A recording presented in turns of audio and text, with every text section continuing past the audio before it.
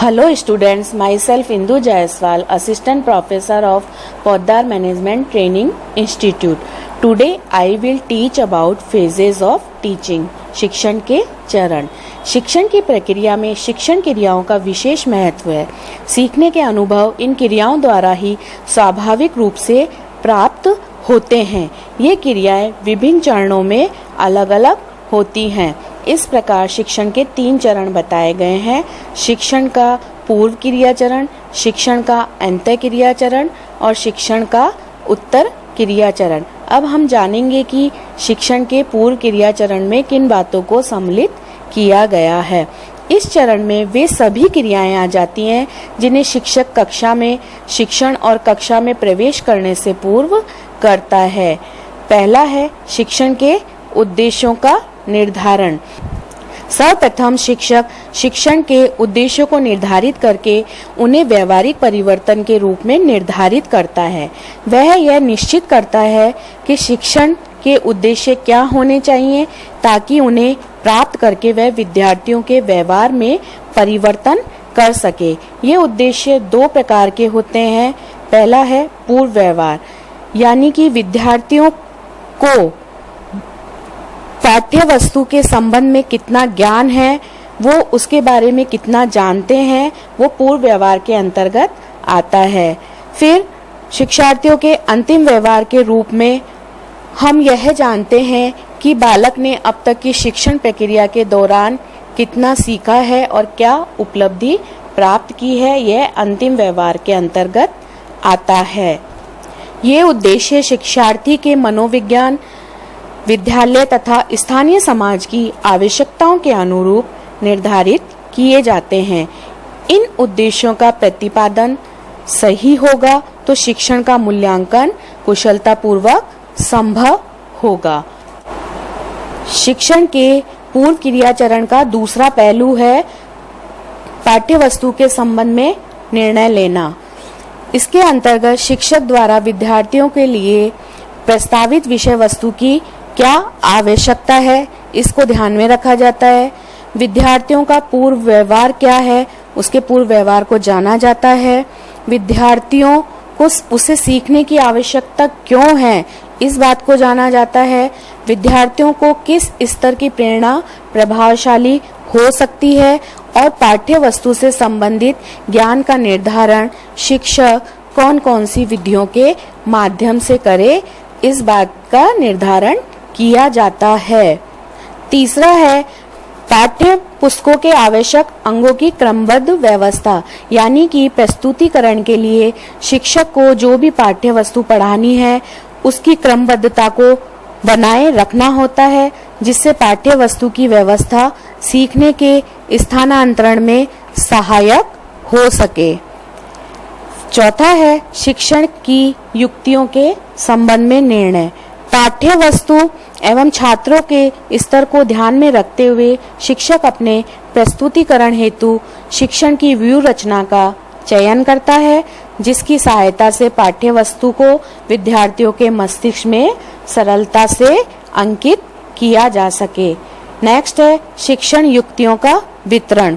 शिक्षण द्वारा शिक्षक कार्य से पहले ही विभिन्न शिक्षण कौशलों के संबंध में निर्णय ले लेता है और वह किस प्रकार उनका विकास करेगा, कब प्रश्न पूछेगा, कैसे प्रश्न पूछेगा, कहाँ पर चार्ट का प्रयोग करेगा, मानचित्र का और श्यामपट्ट का प्रयोग करेगा, इस बात का निर्धारण किया जाता है।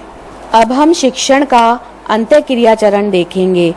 शिक्षण की किस अवस्था में शिक्षक और छात्र का व्यवहार कैसा है, वो इस क्रिया के चरण में आता है। शिक्षण एक त्रिस्तरीय प्रक्रिया है जिसमें शिक्षक और छात्र सजीव और विषय वस्तु निर्जीव पहलू है, जिसके माध्यम से हम शिक्षक कक्षा में छात्रों के मध्य विचारों का आदान प्रदान करता है। शिक्षण के अंत्य प्रक्रिया चरण में निम्न 3 क्रियाओं को सम्मिलित किया जाता है। पहला है कक्षा के आकार की अनुभूति। जैसे ही शिक्षक कक्षा में प्रवेश करता है तो वह सबसे पहले कक्षा का प्रत्यक्षीकरण करके उसके आकार को देखता है। उसे यह मालूम हो जाता है कि कौन विद्यार्थी शिक्षण में सहायक है और कौन विद्यार्थी समस्या उत्पन्न कर सकते हैं। उनके चेहरों को देखकर यह आभास हो जाता है कि कौन सा चेहरा उसे उत्साहित और कौन सा चेहरा उसे हतोत्साहित करने वाला है। इस प्रकार शिक्षक कक्षा के आकार की अनुभूति कुछ ही क्षणों में कर लेता है।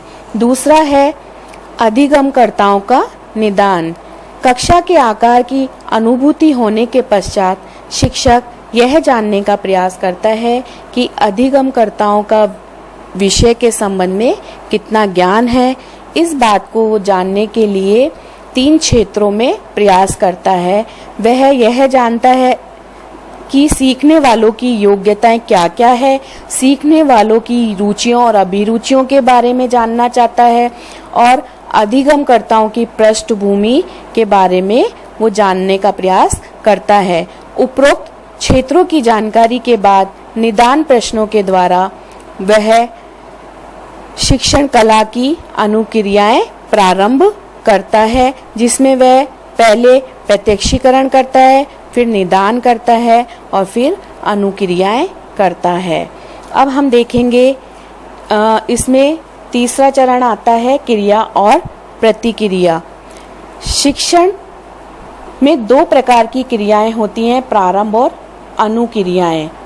ये क्रियाएं शिक्षक और शिक्षार्थी के मध्य होती हैं। इन दोनों प्रकार की क्रियाओं को शाब्दिक अंत्यक्रिया कहते हैं। जब शिक्षक क्रियाएं करता है तो छात्र उसके प्रति अनुक्रिया करते हैं और जब छात्र क्रिया करते हैं तो शिक्षक उनके प्रति अनुक्रिया करते हैं। इस प्रकार इसमें सबसे पहले प्रेरकों का चयन किया जाता है। प्रेरक अथवा नवीन ज्ञान शिक्षण की प्रक्रिया है। यह शाब्दिक और अशाब्दिक दोनों ही प्रकार का हो सकता है। कक्षा की परिस्थिति के अनुकूल उपयुक्त प्रेरक का चयन किया जाना चाहिए तथा अपेक्षित क्रियाओं और परिस्थितियों को उत्पन्न करने के लिए अवांछनीय क्रियाओं को नियंत्रित करने का प्रयास करना चाहिए। दूसरा है प्रेरकों का प्रस्तुतिकरण।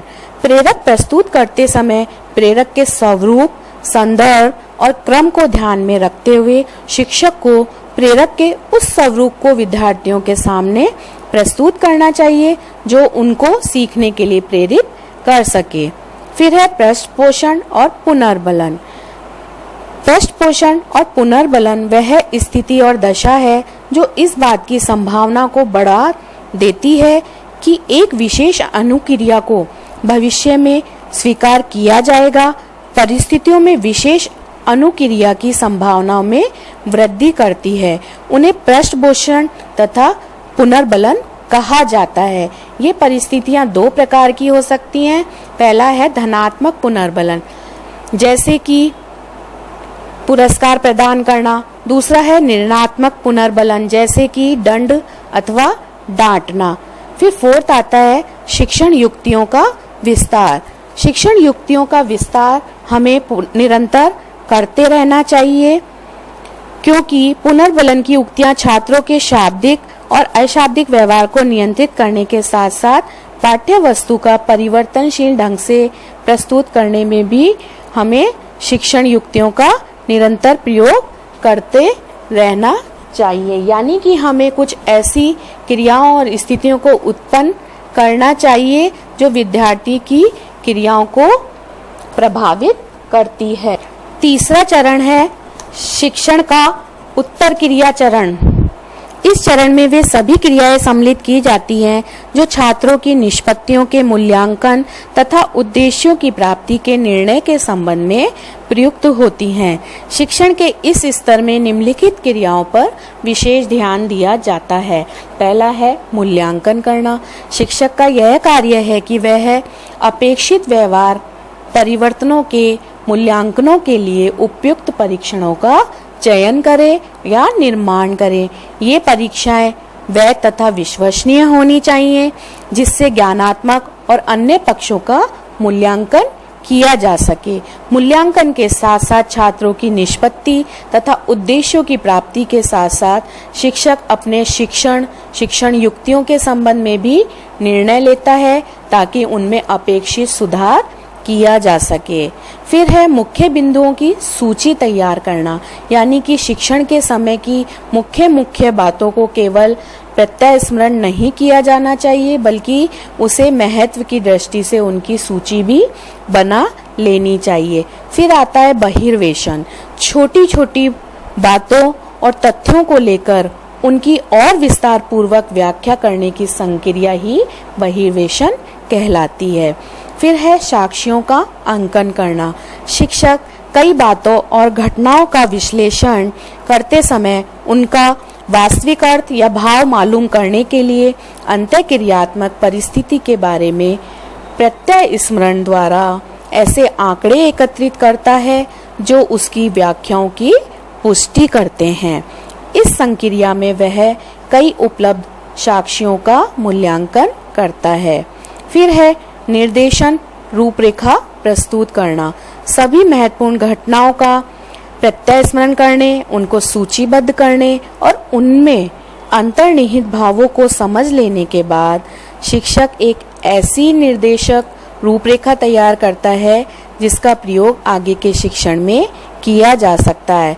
इस प्रकार शिक्षण के उद्देश्यों को प्राप्त करने के लिए शिक्षण की क्रियाओं को इस प्रकार व्यवस्थित करना चाहिए कि विद्यार्थियों की चिंतन प्रणाली और कार्य प्रणाली में आवश्यक रूप से विकास हो सके और उनकी सृजनात्मक शक्ति का भी विकास हो, जिससे वे वास्तविकता को पहचानकर अपनी आंतरिक व्यवस्था के साथ साथ बाहरी अनुभवों का समन्वय प्रभावपूर्ण ढंग से स्थापित कर उनमें दक्षता प्राप्त कर सकें।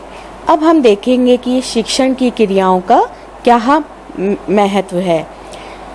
शिक्षण की क्रियाओं का प्रत्येक देश, काल और समाज में सदैव ही महत्व रहा है और हमेशा रहेगा। शिक्षण की क्रियाएं शिक्षण चरों के स्वरूप तथा पारस्परिक संबंधों को समझने में सहायता प्रदान करती हैं। शिक्षण के कार्य की रूपरेखा तैयार करने में एक वैज्ञानिक रूपरेखा तैयार करती हैं। शिक्षण के स्मृति, बोध और चिंतन तीनों स्तरों की सफलतापूर्वक व्याख्या करती है। शिक्षण की क्रियाएं सूक्ष्म उपागम यानी कि वैज्ञानिक विश्लेषण को बढ़ावा देती हैं।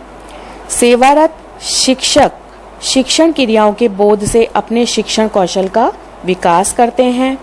शिक्षण क्रियाएं विभिन्न प्रकार के सीखने को प्रभावित करती हैं। शिक्षण क्रियाएं शिक्षक को सृजनात्मक और विकासात्मक बनाती हैं। साथ ही शिक्षक को तीनों स्तरों में सामंजस्य करते हुए प्रभावशाली शिक्षण का मार्ग खोलती हैं। शिक्षण की अंत्यक्रिया को प्रभावशाली और तथ्यों का ज्ञान विशिष्ट क्रियाओं को क्रमबद्ध रूप में प्रस्तुत करने में सहायता करती हैं और सीखने की परिस्थितियों को उत्पन्न करके विभिन्न प्रकारों को सीखने में प्रभावित करती हैं। साथ ही साथ शिक्षक कौन सी क्रियाएं करेंगे और विद्यार्थी अपने में क्या परिवर्तन लाएंगे, इनका स्पष्टीकरण करती हैं। इस प्रकार आज हमने शिक्षण के चरणों और विभिन्न अवस्थाओं के बारे में जाना।